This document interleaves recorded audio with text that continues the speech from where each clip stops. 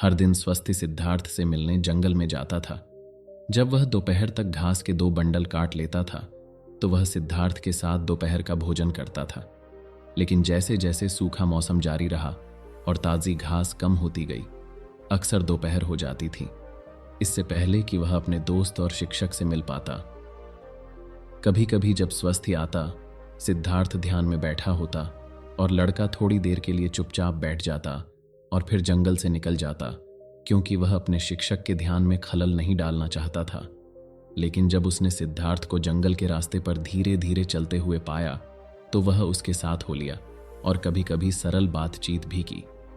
स्वस्थी अक्सर जंगल में सुजाता से भी मिलती थी। हर दिन वह सिद्धार्थ के लिए तिल का नमक, मूंगफली या थोड़ी सी करी जैसे किसी मसाले के साथ चावल की गेंद लाती थी। वह उसके लिए दूध या चावल का दलिया या रॉक कैंडी भी लाती थी। बच्चों को जंगल के किनारे पर एक दूसरे से बात करने के कई मौके मिले जबकि भैंस चर रही थी। कभी कभी सुजाता अपनी सहेली सुप्रिया को लाती थी, जो स्वस्थी की उम्र की एक छोटी लड़की थी। स्वस्थी सिद्धार्थ से मिलने के लिए अपने भाई बहनों को लाना चाहता था। उसे यकीन था कि वे बिना किसी कठिनाई के नदी को उसके सबसे उथले बिंदु से पार कर सकते हैं। सुजाता ने स्वस्थी को बताया कि कैसे वह कई महीने पहले सिद्धार्थ से पहली बार मिली थी और कैसे वह उसके लिए हर दिन दोपहर के आसपास खाना लाती थी। यह पूर्णिमा का दिन था। अपनी मां के अनुरोध पर उसने एक नई गुलाबी साड़ी पहनी थी और वन देवताओं को चढ़ाने के लिए भोजन की थाली ले गई थी।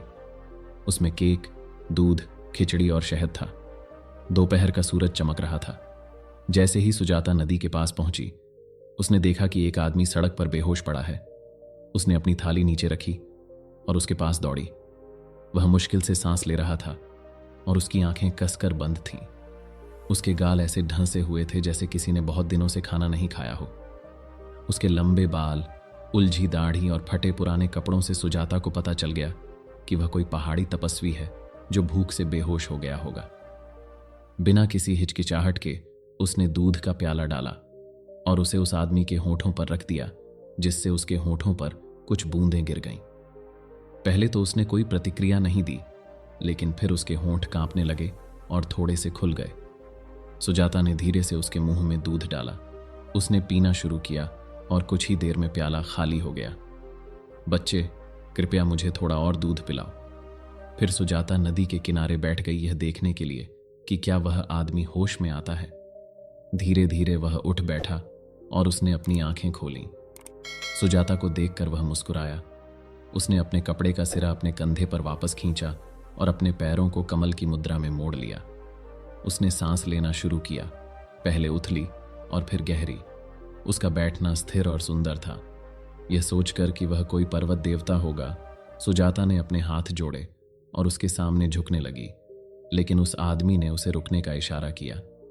सुजाता बैठ गई और उस आदमी ने उससे नरम आवाज में कहा, बेटा, कृपया मुझे थोड़ा और दूध पिलाओ।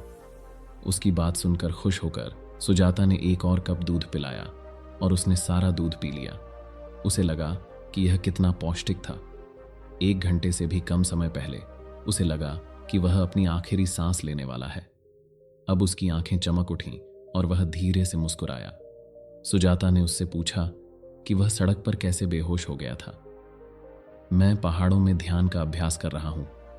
कठोर तपस्वी अनुशासन ने मेरे शरीर को कमजोर कर दिया है, इसलिए आज मैंने कुछ भोजन मांगने के लिए गांव तक पैदल चलने का फैसला किया।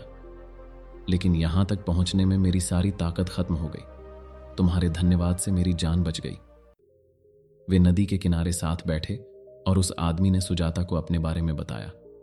वह सिद्धार्थ था, एक राजा का पुत्र जो शाक्य वंश के देश पर शासन करता था। सुजाता ने ध्यान से सुना जब सिद्धार्थ ने उससे कहा, मैंने देखा है कि शरीर का दुरुपयोग करने से शांति या समझ नहीं मिलती। शरीर केवल एक साधन नहीं है, यह आत्मा का मंदिर है, वह बेड़ा है जिस पर सवार होकर हम दूसरी तरफ जाते हैं। मैं अब आत्म पीड़ा का अभ्यास नहीं करूंगा। मैं हर सुबह गांव में जाकर भोजन मांगूंगा। सुजाता ने अपने हाथ जोड़े। सम्माननीय साधु, अगर आप मुझे अनुमति दें तो मैं हर दिन आपके लिए भोजन लाऊंगी। आपको अपने ध्यान अभ्यास को बाधित करने की कोई आवश्यकता नहीं है। मेरा घर यहां से बहुत दूर नहीं है।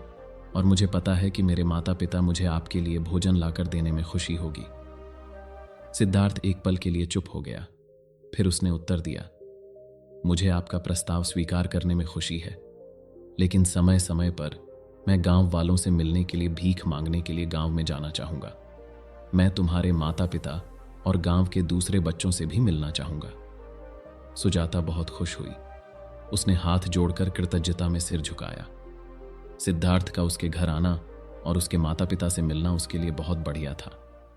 वह यह भी जानती थी कि हर दिन उसके लिए खाना लाना कोई मुश्किल काम नहीं होगा, क्योंकि उसका परिवार गांव के सबसे धनी परिवारों में से एक था। उसने सिद्धार्थ से इस बारे में बात नहीं की।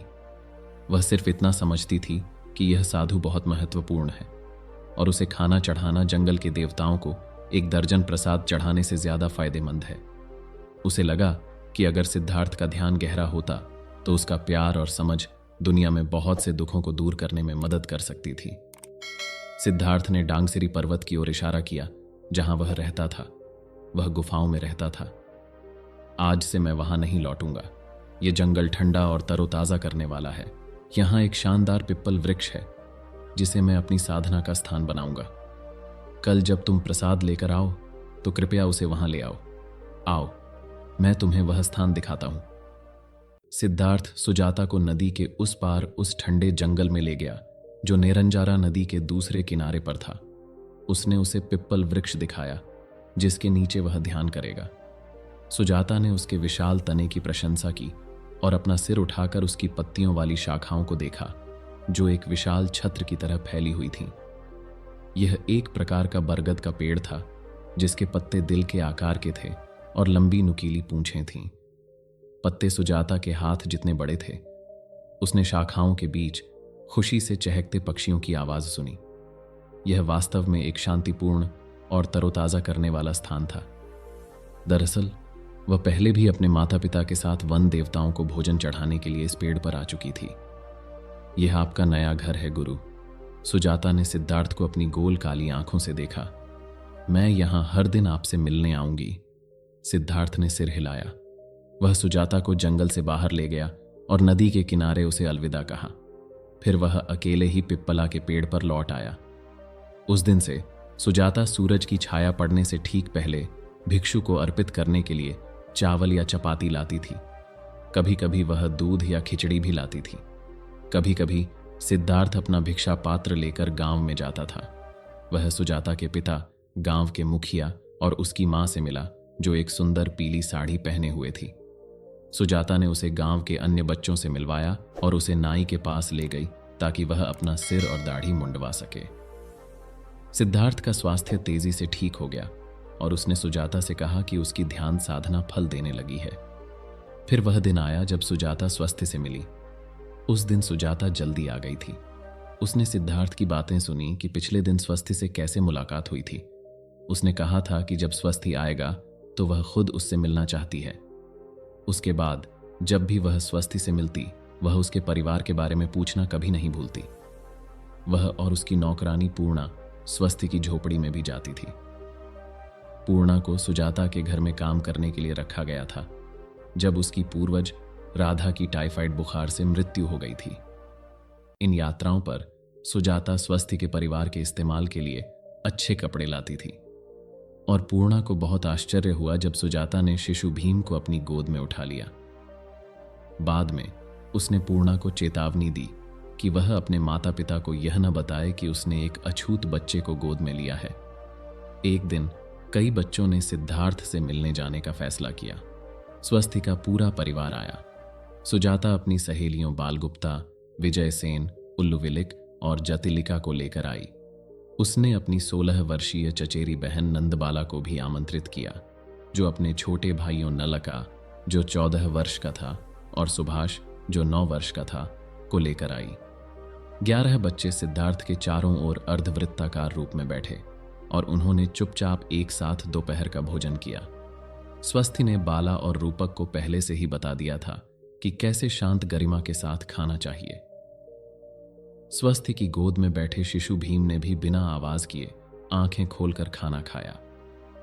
स्वस्थी सिद्धार्थ के लिए ताजी घास की एक नई बांह लेकर आई। उसने अपने दोस्त गवमपति, जो एक भैंसा लड़का भी था, को श्री रामभूल की भैंसों की देखभाल करने के लिए कहा था, ताकि वह सिद्धार्थ के साथ दोपहर का भोजन कर सके। खेतों में सूरज चमक रहा था, लेकिन जंगल में सिद्धार्थ और बच्चे पिप्पल वृक्ष की ठंडी छाया में तरोताजा हो रहे थे। इसकी पत्तेदार शाखाएं 1 दर्जन से भी ज्यादा घरों तक फैली हुई थीं। बच्चे एक दूसरे के साथ खाना बांट रहे थे और रूपक और बाला ने खास तौर पर करी के साथ चपाती और मूंगफली और तिल के नमक में डूबी सुगंधित सफेद चावल का आनंद लिया। सुजाता और बालगुप्ता ने सभी के पीने के लिए पर्याप्त पानी लाया। स्वस्थी का दिल खुशी से भर गया। माहौल शांत और स्थिर था, फिर भी सबसे बड़ी खुशी से भरा हुआ था। उस दिन सुजाता के अनुरोध पर सिद्धार्थ ने उन्हें अपने जीवन की कहानी सुनाई। बच्चे शुरू से अंत तक मंत्रमुग्ध होकर सुनते रहे।